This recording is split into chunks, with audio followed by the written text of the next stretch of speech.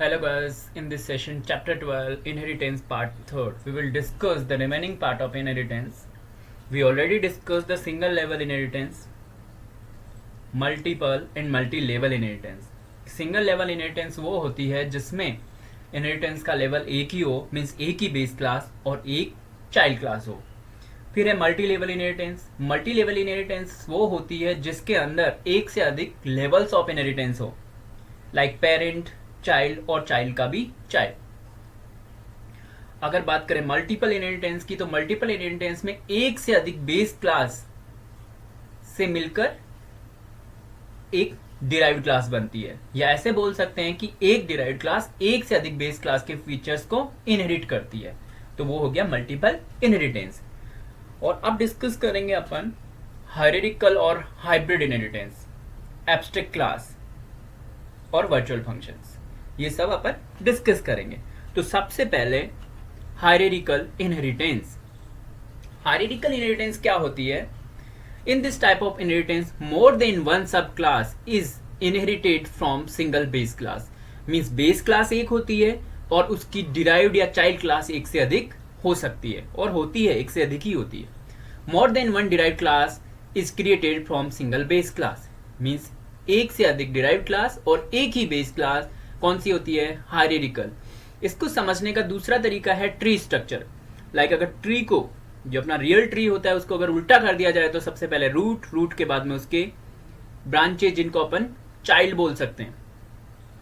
तो hierarchical means tree structure, parent, child, child और फिर उनके भी child child. When A base class inherited by two or more derived classes known as hierarchical inheritance. Like यहाँ पे class है f. f की दो डिराइव्ड क्लास है, क्लास d और क्लास e. अब क्लास d के भी चाइल्ड है क्लास a और क्लास b, और e का चाइल्ड क्लास c. तो ये कौन सा हो गया? Tree structure, hierarchical inheritance. एक बेस क्लास, एक से अधिक चाइल्ड क्लास. अगेन एक बेस क्लास, एक से अधिक चाइल्ड क्लास. हायरार्किकल इनहेरिटेंस का सिंटेक्स क्या होता है? क्लास, फिर बेस क्लास का नेम, फिर उसके बाद में क्लास, फर्स्ट डिराइव्ड क्लास और बेस क्लास, फिर सेकंड डिराइव्ड क्लास जो कि पब्लिकली बेस क्लास से इनहेरिट हो रही है, फिर थर्ड डिराइव्ड क्लास जो भी पब्लिकली बेस क्लास से इनहेरिट हो रही है. अब इसका program C++ program to hierarchical inheritance. IO stream, conio और string.h. जहां string.h कब लेते हैं? जब अपन को स्ट्रिंग के फंक्शन यूज करने हो. स्ट्रिंग के फंक्शन क्या है? स्ट्रिंग कॉपी है, स्ट्रिंग कंपेरिजन है, स्ट्रिंग कॉन्केटिनेशन है, स्ट्रिंग लेंथ है, स्ट्रिंग कैर है, स्ट्रिंग स्ट्रिंग है. बहुत सारे फंक्शन हैं जिनको अगर यूज करते हैं तो अपन string.h को यूज करते हैं. यहाँ पे हमने क्लास ली है पर्सन, प्रोटेक्टेड मेंबर वेरिएबल लिया है कैरेक्टर नेम 20, इंट एज ली है, दो मेंबर वेरिएबल लिए हैं. फिर पब्लिकली अपन ने मेथड डिफाइन किया है गेट पर्सन. गेट पर्सन में अपन ने कैरेक्टर पॉइंटर टाइप का n लिया है, इंटीजर टाइप का a for age, n for name. और ये जो string.h का फंक्शन यहाँ पे स्ट्रिंग कॉपी, जो कि n की वैल्यू नेम में कॉपी कर देगा और एज के अंदर a को सेट कर देगा. उसके बाद अनदर मेथड है void show person, जिसके अंदर अपन ने नेम के सामने नेम को प्रिंट कराया, एज के सामने एज को डिस्प्ले कराया. क्लास क्लोज हो चुकी है. अब दूसरी क्लास है टीचर, जो पब्लिकली पर्सन क्लास को एक्सेस कर रही है. मींस जो टीचर क्लास है वो डिराइव्ड क्लास है और उसकी बेस क्लास कौन है? पर्सन. यहाँ पे टीचर क्लास का मेंबर वेरिएबल है पोस्ट, जिसकी साइज 10 है. पब्लिक, और पब्लिक में एक मेथड है जिसका नाम है void get post, यानी पोस्ट को इनपुट लेना. फिर स्ट्रिंग कॉपी से जो भी p की वैल्यू आई उसको पोस्ट में कॉपी कर दिया. नेक्स्ट है void show teacher. इसके अंदर जो भी टीचर की इंफॉर्मेशन है show person को कॉल किया, जो कि बेस क्लास का फंक्शन है, जिसमें पर्सन का नेम और एज डिस्प्ले होगा. अब बचा इसका पोस्ट, तो उसको यहाँ प्रिंट करा दिया, C out post equal to post. ये क्लास क्लोज हो चुकी है. अब है स्टूडेंट क्लास, जो कि अनदर डिराइव्ड क्लास है. किससे? बेस क्लास पर्सन से. यहाँ पे इंट स्टैंडर्ड स्टूडेंट का मेंबर वेरिएबल अलग से लिया है। फिर है गेट स्टैंडर्ड, यानी कौन सी क्लास में इनपुट ले लिया, standard equal to S set कर दिया। उसके बाद वॉइड शो स्टूडेंट, यानी स्टूडेंट की इन्फॉर्मेशन को डिस्प्ले करेंगे, तो सबसे पहले पर्सन फंक्शन को कॉल किया, शो पर्सन, इससे स्टूडेंट का नेम और एज दिख जाएगा। अब स्टूडेंट का स्टैंडर्ड यहाँ पे प्रिंट करा देंगे, C out standard equal to standard, यानी ये ऐसे कैसे प्रिंट होगा, स्ट्रिंग है और ये स्टैंडर्ड की वैल्यू की कौन सी क्लास में, ये क्लास भी क्लोज। अब मेन फंक्शन में हमने सबसे पहले टीचर का टी ऑब्जेक्ट बनाया और टी से गेट पर्सन किया। गेट पर्सन में नेम में राम की वैल्यू पास की, इज 30 पास की। फिर T dot gate pause, teacher की पॉज सेट कर दी टीजीटी, और टीजीटी का मतलब होता है ट्रेंड ग्रेजुएट टीचर। फिर है स्टूडेंट का ऑब्जेक्ट बनाया एस, ये स्पेस है यहाँ पे स्टूडेंट और एस के बीच में, एस डॉट गेट पर्सन, इसमें गेट पर्सन में स्टूडेंट का नाम श्याम और एज 17 और उसका स्टैंडर्ड 12 यानी 12th क्लास में है। फिर है टी डॉट सो टीचर, इससे टीचर की इंफॉर्मेशन में टीचर का नेम राम, एज 30 और पोस्ट टीजीटी। फिर है एस डॉट सो स्टूडेंट, इसमें स्टूडेंट का नाम श्याम, एज 17 और क्लास 12th, गेट सी एच और क्लोजिंग ब्रैकेट। अब इसका output name Ram, age 30, post TGT, student का नेम श्याम, एज 17 और स्टैंडर्ड 12। नेक्स्ट है हाइब्रिड इनहेरिटेंस। हाइब्रिड नाम से ही पता चल रहा है ऐसी इनहेरिटेंस जिसमें एक से अधिक अलग अलग टाइप की इनहेरिटेंस मिलके इनहेरिटेंस का निर्माण करती है, वो कौन सी होती है, hybrid. The inheritance in which the derivation of a class involve more than one form of any inheritance is called hybrid inheritance. Basically, C++ hybrid inheritance is a combination of two or more types of inheritance. Mean जो CPP है वो hybrid inheritance में दो inheritance का combination बताया है। It can be called multipath inheritance, और इसका दूसरा नाम क्या है, मल्टीपाथ। The combination of two or more form of inheritance is known as hybrid. Here we are taking concept of hybrid inheritance in which involve single or multiple inheritance. Means हमने एक तो single level inheritance ली, एक multiple inheritance ली, इन दोनों को combine किया तो क्या बन गई, hybrid inheritance. Like ये कौन सी है inheritance, ये है अपनी मल्टीपल में क्या होता है, एक से अधिक बेस क्लास और एक ही डिराइव्ड क्लास। अब बात करते हैं सिंगल लेवल की। ये मेरी सिंगल लेवल हो गई, ए से बी ये सिंगल लेवल हो गई, और बी और सी से डी बनना मल्टी लेवल हो गई। इन सबको मैंने कंबाइंड किया तो ये क्या बन गई, हाइब्रिड इनहेरिटेंस। अब है हाइब्रिड इनहेरिटेंस का सिंटैक्स। क्लास ए लिया है जो कि बेस क्लास है, फिर उसके बाद क्लास बी लिया जिसकी बेस क्लास ए है, फिर क्लास सी लिया जिसकी बेस क्लास, कोई क्लास बेस क्लास नहीं है मतलब खुद बेस क्लास है सी, और फिर क्लास डी लिया जिसकी बेस क्लास बी और सी दोनों है। ये सिंटैक्स है हाइब्रिड इनहेरिटेंस का। अब है प्रोग्राम। आईओस्ट्रीम कॉन्यो क्लास लिए यहाँ पे अरिथमेटिक जिसमें अपन एडिशन सब्ट्रैक्शन करवाते हैं। फिर उसके बाद protected member int num1 num2 लिया। फिर पब्लिक में वॉइड गेट डेटा में मैसेज दिया है एडिशन के लिए, एंटर फर्स्ट नंबर num1 में स्टोर कराया, एंटर सेकंड नंबर को num2 में स्टोर कराया। क्लास क्लोज हो चुकी है। इसमें क्या होगा, इसका स्ट्रक्चर देख लेते हैं। लाइक अरिथमेटिक और एडिशन, ये सिंगल लेवल हो गई। फिर एडिशन और सब्ट्रैक्शन से जो रिजल्ट बन रहा है ये मल्टी लेवल हो गई। तो अपना ये जो प्रोग्राम है इस पे बेस्ड है। मींस एडिशन का पेरेंट कौन है, अरिथमेटिक, और रिजल्ट के पेरेंट कौन है, addition plus subtraction. Clear. Next है क्लास एडिशन। पब्लिकली किससे एक्सेस हो रहा है बेस क्लास, अरिथमेटिक से। इसमें प्रोटेक्टेड मेंबर है int sum, publicly method define किया है वॉइड ऐड के अंदर हमने सम एक मेंबर वेरिएबल है जो इस क्लास का, उसमें num1 प्लस num2 किया है, जबकि num1 और num2 यहाँ डिफाइन नहीं है। वो किस में डिफाइन है, अरिथमेटिक क्लास, पर उसको एक्सेस कर सकते हैं इनहेरिटेंस से। नेक्स्ट है क्लास सब्ट्रैक्ट का प्रोटेक्टेड में मेंबर है n1 n2 और diff, और उसमें हमने वॉइड सब किया है। सब्ट्रैक्ट में हमने क्या लिखा है, फॉर सब्ट्रैक्शन इनपुट लिया है, एंटर फर्स्ट नंबर n1 में, एंटर सेकेंड नंबर n2 में, और difference equal to n1 minus n2, और डिफरेंस को फिर प्रिंट करा देंगे। नेक्स्ट है क्लास रिजल्ट। रिजल्ट में पब्लिकली एडिशन और सब्ट्रैक्ट, मीन जो रिजल्ट है उसकी पेरेंट क्लास एडिशन भी है और सब्ट्रैक्ट भी है, मीन्स दोनों के फीचर रिजल्ट के पास होंगे। रिजल्ट में हमने पब्लिक में डिस्प्ले एक मेंबर मेथड लिया है। डिस्प्ले में हमने sum equal to num1 num2 और सम प्रिंट कराया है। ये num1 और num2 अपनी किस क्लास के हैं, अर्थमेटिक के। किसके थ्रू आए, एडिशन के थ्रू।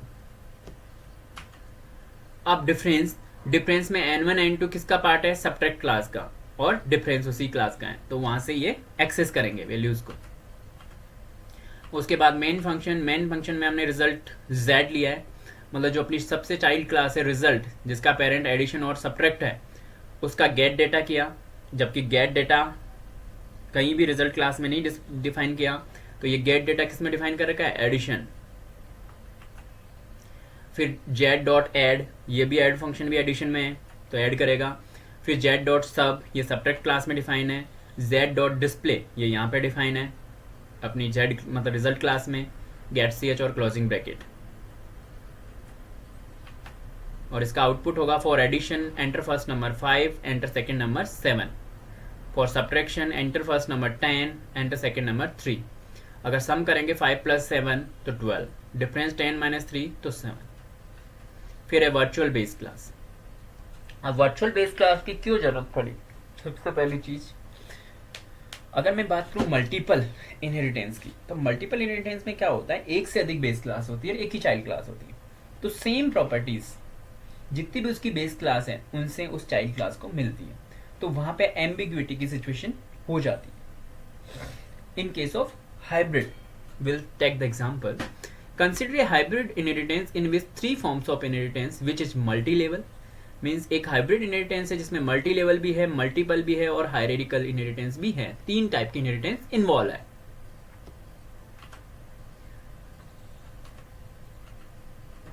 जिसको इस डायग्राम से हम क्लियर कर सकते हैं। लाइक एक पर्सन है, पर्सन की 2 डिराइव्ड क्लास है, टीचर और स्टूडेंट, तो ये कौन सी हो गई, हायरार्किकल। ठीक है। अगर मल्टी लेवल की बात करें तो पर्सन टीचर टीए या पर्सन स्टूडेंट टीए, तो ये मल्टी लेवल हो गई। अगर बात करें हायरार्किकल की, तो हायरार्किकल मींस एक से अधिक बेस क्लास, एक चाइल्ड, तो टीचर और स्टूडेंट से टीए में बना, टीचर असिस्टेंट। ठीक है। उसके बाद है टीए, टीचर स्टूडेंट है 2 डायरेक्ट बेस क्लास, टीचर और student, which have common base class person.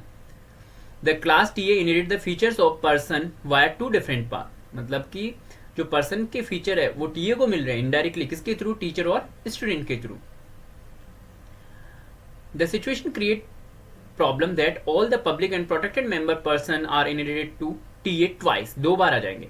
Person की जो भी प्रॉपर्टी है सेम टीचर के पास भी है, पर्सन स्टूडेंट के पास भी है, और वो दोनों टीचर से टीए के पास, टीचर से भी आ रही है और स्टूडेंट से भी आ रही है, मीन्स डबल टाइम हो रहा है, ट्वाइस हो रही है। Second Y student, the form of inheritance create ambiguity. Ambiguity means confusion कि किसको यूज करूं और किसको नहीं करूं। Virtual classes are primarily used during the multiple inheritance to avoid the multiple inheritance of the same class being taken to the same classes which later के cause the ambiguity. Virtual classes are used, और उस ambiguity को remove करने के लिए क्या use करते हैं, virtual class. This ambiguity can be resolved by making the common base class as virtual base class while declaring the direct class as shown below। Clear है। मींस पर्सन की 2 derived class है, teacher और student, यानी teacher को भी same property मिली है person से और स्टूडेंट को भी। अब बात करें टीए की, टीचर असिस्टेंट की, तो उसको सेम प्रॉपर्टी टीचर से भी मिल गई और स्टूडेंट से, तो उसके एम्बिग्विटी या कंफ्यूजन की सिचुएशन हो गई कि टीचर वाली यूज करनी है कि स्टूडेंट वाली यूज करनी है।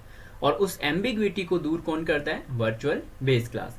मीन्स यहाँ पे वर्चुअल बेस क्लास डिफाइन कर देंगे, तो फिर एम्बिग्विटी नहीं होगी, एक ही बार फीचर इनहेरिट होंगे। यहाँ पे क्लास पर्सन लिया, क्लास टीचर। अब क्लास टीचर क्या है, पर्सन को वर्चुअली एक्सेस कर रही है। सेम वे क्लास स्टूडेंट, वो भी वर्चुअली पब्लिक एक्सेस मॉडिफायर है, पर्सन को एक्सेस कर रही है। अब क्लास टीए, एक्सेस कर रही है टीचर और स्टूडेंट को। अब एम्बिग्विटी नहीं होगी। किसकी वजह से नहीं होगी? इस वर्चुअल कीवर्ड या वर्चुअल क्लास की वजह से। When a class declared as a virtual base class, only one copy of all public and protected member of that class inherited. और जब अपन वर्चुअली डिफाइन करते हैं तो सिर्फ एक ही कॉपी इनहेरिट होती है। Next abstract class. If same function name is used in the both base and derived class, the function base class is declared virtual, that is called virtual function. अगर same function use की जाए base class में भी और उसकी child class में भी, और अगर बेस क्लास को वर्चुअली डिक्लेयर कर दिया जाए किसी फंक्शन को, तो वो वर्चुअल फंक्शन कहलाता है वर्चुअल कीवर्ड के साथ। ए वर्चुअल फंक्शन ऐसा होता है विथ एम्प्टी बॉडी, मींस ऐसा वर्चुअल फंक्शन जो वर्चुअल कीवर्ड के साथ हो और उसकी बॉडी खाली हो, एम्प्टी हो, तो कौन सा कहलाएगा? Pure virtual function. A class having at least one of its member function as virtual function is known as abstract class. और ऐसी क्लास जिसमें एक वर्चुअल प्योर वर्चुअल फंक्शन हो तो वो क्लास कौन सी बन जाती है? Abstract class. It is not used to create object, it is used only a base class to be inherited by others. और ये क्या करते हैं? मतलब बेस क्लास की तरह एक्ट करती है जो कि दूसरों के द्वारा इनहेरिट की जाती है। The pure virtual function must be defined by the class is derived from the abstract class. और जो प्योर वर्चुअल फंक्शन है वो डिराइव्ड क्लास के द्वारा डिफाइन किया जाता है। The following programme is example of abstract class. हमने एक प्रोग्राम बनाया जिसमें iostream conio.h क्लास का नाम सेप लिया, प्रोटेक्टेड मेंबर इंट विड्थ लिया, इंट हाइट लिया, पब्लिक मेंबर में लिया है अपन ने वर्चुअल इंट एरिया, एरिया के अंदर equal to 0, pure virtual function जिसके अंदर अपन ने क्या किया? एक प्योर वर्चुअल फंक्शन लिया है, int area, area equal to 0। अब फिर लिया है void get data, get data के अंदर अपन ने लिया इंट w और इंट हाइट, मींस ये मेथड लिया है। अब इस मेथड के अंदर अपन ने विड्थ में w की वैल्यू सेट कर दी और हाइट के अंदर h की वैल्यू सेट कर दी, और फिर ये यहाँ पे क्लास क्लोज हो चुकी है। मींस इसमें जो ये लिखा रखा है वर्चुअल कीवर्ड, वर्चुअल कीवर्ड लिखने से ये जो मेथड है एरिया और इक्वल टू 0 से क्या बन गया? Pure virtual function. और अगर किसी क्लास में प्योर वर्चुअल फंक्शन बन गया है तो वो क्लास कौन सी बन गई? Abstract class. उसके बाद है class rectangle. Class rectangle publicly किसको एक्सेस कर रही है? सेप क्लास को। अब उसके अंदर पब्लिक में इंट एरिया, इंट एरिया एक मेथड है किसका? रेक्टेंगल क्लास का। उस मेथड में रिटर्न विड्थ इनटू हाइट, इसमें हाइट और विड्थ को मल्टीप्लाई किया है और रिटर्न किया है। उसके बाद क्लास ली ट्राइंगल जो पब्लिकली सेप को एक्सेस कर रही है, और उसमें अपने इंट एरिया मेथड बनाया और रिटर्न किया width into height by 2। Triangle का फॉर्मूला होता है एरिया कैलकुलेट करने का। उसके बाद मेन फंक्शन, मेन फंक्शन में हमने रेक्टेंगल क्लास का ऑब्जेक्ट बनाया रेक्ट और ट्राइंगल का ऑब्जेक्ट बनाया ट्राई, और रेक्ट से गेट डेटा कॉल किया, 5 और 7 उसकी वैल्यू पास की, और फिर area of rectangle rect dot area function को कॉल कर लिया। Same way triangle dot get, try dot get उसके ऑब्जेक्ट से गेट डेटा को कॉल किया जिसमें 6 और 7 विड्थ और हाइट की वैल्यू पास की, और एरिया ऑफ ट्राइंगल के सामने ट्राइंगल का एरिया कॉल कर लिया, गेट ch और closing bracket. Area of rectangle होगा 5 इंटू 7 35, और इसका होगा ट्राइंगल का 6 into 7 42 divide by 2 21। Please check the description link for related video and continue in the next part of this video. Thanks.